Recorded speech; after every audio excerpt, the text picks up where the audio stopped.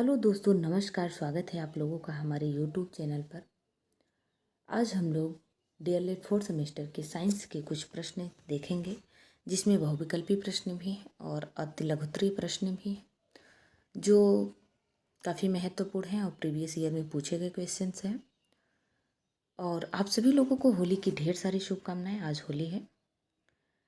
यदि हमारे चैनल पर नए हैं तो हमारे चैनल को सब्सक्राइब जरूर कीजिएगा। चलिए शुरू करते हैं। पहला क्वेश्चन है रुधिर का थक्का। यहाँ देख लेते हैं।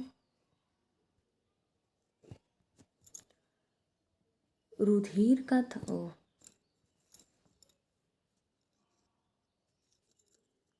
रुधिर का थक्का बनाने में मदद करता है। रुधिर का थक्का बनाने में क्या मदद करता है? रुधिर या प्लेटलेट्स, आरबीसी, वह दोनों, कोई नहीं। तो रुधिर का जो थक्का बनाता है वो प्लेटलेट्स बनाता है, तो इसलिए ऑप्शन नंबर ए सही हो जाएगा। चलिए दूसरा क्वेश्चन देखते हैं कि एड्स का विषाणु क्या है। एड्स किस वायरस द्वारा होता है? आप सभी लोगों को पता होगा एड्स जो है HIV वायरस द्वारा होता है। इसका ऑप्शन नंबर ए सही हो जाएगा। चलिए अगला देख लेते हैं। विषाणु जनित रोग है। विषाणु जनित रोग क्या है जो वायरस के द्वारा होता है? वह कौन सा रोग है? इसमें से कालरा, एड्स, पीलिया, दंत रोग, ब। तो इसमें जो होगा वो एड्स होगा। एड्स एक HIV वायरस होता है, उसी के द्वारा होता है। और ये कॉलरा, पीलिया, दंत, ये जो बैक्टीरिया के कारण होते हैं, दूषित जल के कारण होते हैं। अगला है कि रुधिर के भाग हैं। रुधिर के भाग, इसमें से कौन, नंबरिंग नहीं है क्वेश्चन पे, आप लोग देख लीजिएगा। रुधिर के भाग हैं प्लाज्मा, रुधिराणु, अब दोनों, इनमें से कोई नहीं। रुधिर के भाग ये दोनों हैं, प्लाज्मा भी है और रुधिराणु है, इसलिए ऑप्शन नंबर सी सही हो जाएगा। चलिए अगला देखते हैं कि ऑक्सीजन वाहक होता है। ऑक्सीजन वाहक क्या होता है? हीमोग्लोबिन, रुधिर प्लेटलेट्स, अब वह दोनों, इनमें से कोई नहीं। तो ऑक्सीजन वाहक जो होता है वो हीमोग्लोबिन होता है।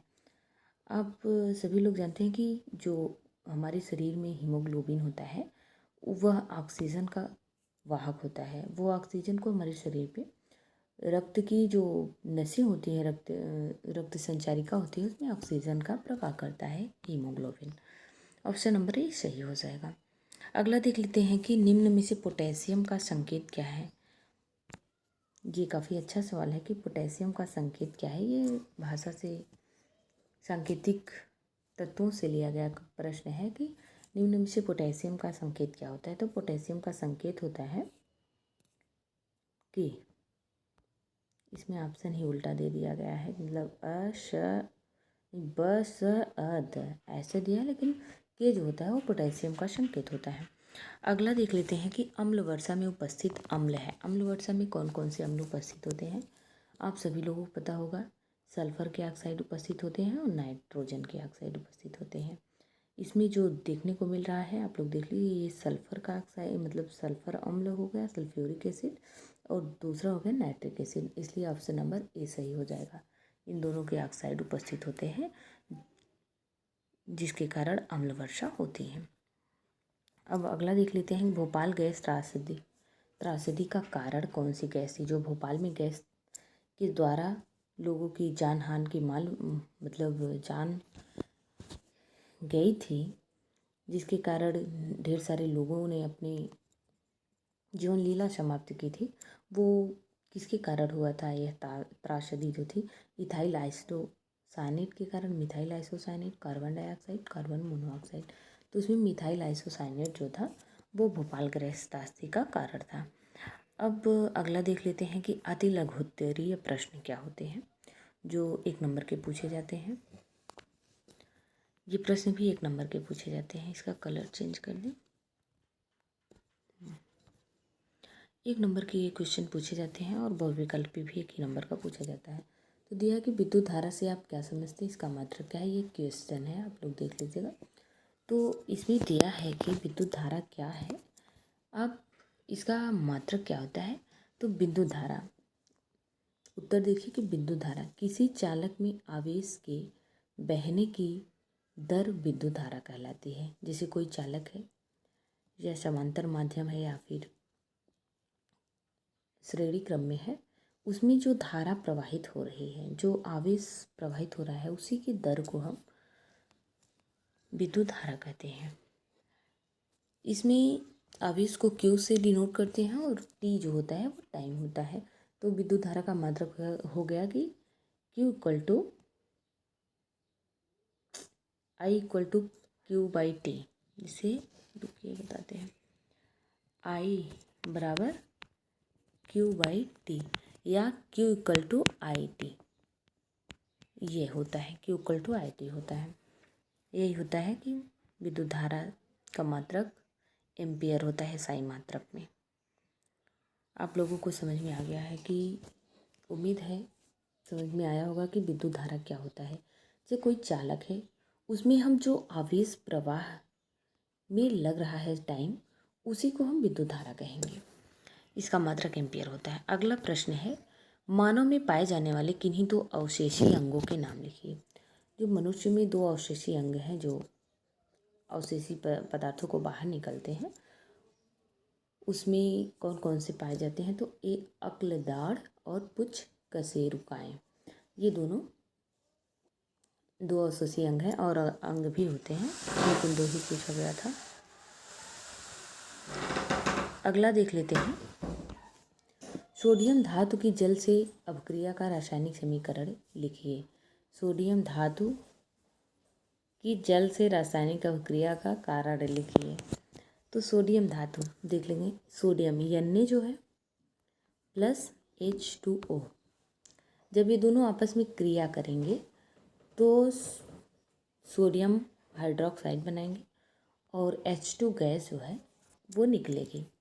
तो सोडियम का हाइड्रोक्साइड बनाएंगे और H2 गैस निकलेगी। देखिए ये जो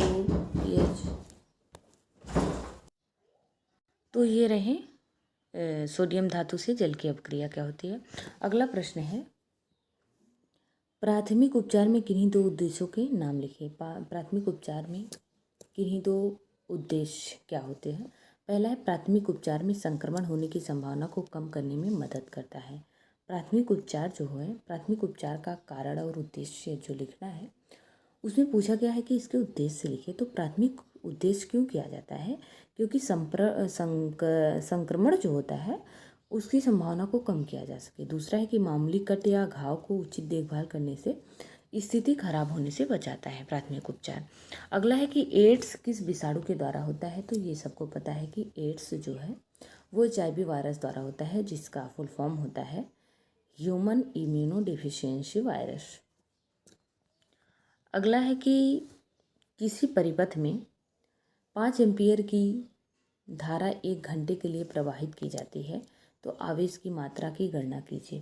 इसमें सूत्र लगेगा Q इक्वल टू IT और गणना करनी है यही, Q का मान निकालना है। तो एम्पियर जो है 5 एम्पियर की धारा है, I का मान दिया है 60 मिनट, 60 मिनट। लेकिन अगर आप सेकेंड में बदलेंगे तो 3600 से गुणा करेंगे तो इसमें हो जाएगा 5 गुणे 3600। अगर 5 गुणे 3600 करेंगे तो ये आ जाएगा 18,000 और Q का मात्रक जो होता है कूलाम होता है, तो यहाँ आ जाएगा कूलाम। तो ये ऑप्शन नंबर, वो जो क्वेश्चन का आंसर है, ये 18,000 कूलाम हो जाएगा। इसमें यही फार्मूला लगेगा Q इक्वल टू IT। अगला देख लेते हैं। क्वेश्चन नंबर 7 है यहाँ पे। रुधिर परिसंचरण तंत्र की खोजकर्ता कौन है? रुधिर परिसंचरण तंत्र को किसने खोजा था? तो वे विलियम हार्वे हैं।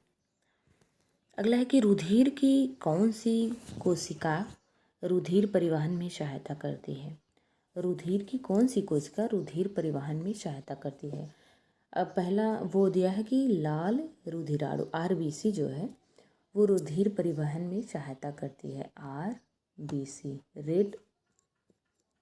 रेड ब्लड कार्पोसेल्स, ये जो होती है वो रुधिर के रक्त संचरण में सहायता करती है। अगला है कि मानव रक्त में कितने प्रकार के पदार्थ होते हैं? मानव रक्त में कितने प्रकार के पदार्थ होते हैं? तो दिया है 2 प्रकार के पदार्थ होते हैं। पहला प्लाज्मा, दूसरा प्लाज्मा, दूसरा रुधिराणु। अगला क्वेश्चन है कि प्लाज्मा जो है वो क्या होता है, आप उससे क्या समझते हैं? प्लाज्मा क्या होता है शरीर में हमारे?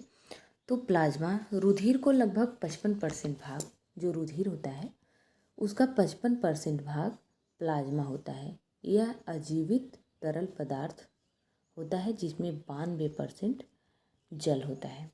आप लोग अच्छे से देख लीजिएगा कि प्लाज्मा क्या होता है।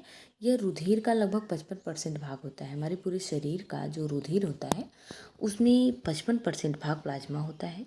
यह एक अजीवित तरल पदार्थ है, अजीवित तरल पदार्थ है जिसमें 92% जल होता है, 92% जल उपस्थित होता है। अगला है कि रुधिराणु कितने प्रकार के होते हैं? तो यहाँ पे दिया है रुधिराणु जो है 3 प्रकार के होते हैं। पहला लाल, दूसरा श्वेत, तीसरा रुधिर प्लेटलेट्स। ये 3 प्रकार के रुधिराणु होते हैं। अगला है कि रुधिर का कार्य क्या है? हमारे शरीर में रुधिर का क्या कार्य है? पहला है रक्त का थक्का बनाना। आप सभी लोग पता होगा कि अगर चोट हमको लगती है, अगर हमारे शरीर में रक्त थक्का ना बनाए तो हमारे शरीर का सारा ब्लड निकल सकता है और उस समय व्यक्ति की जान भी जा सकती है।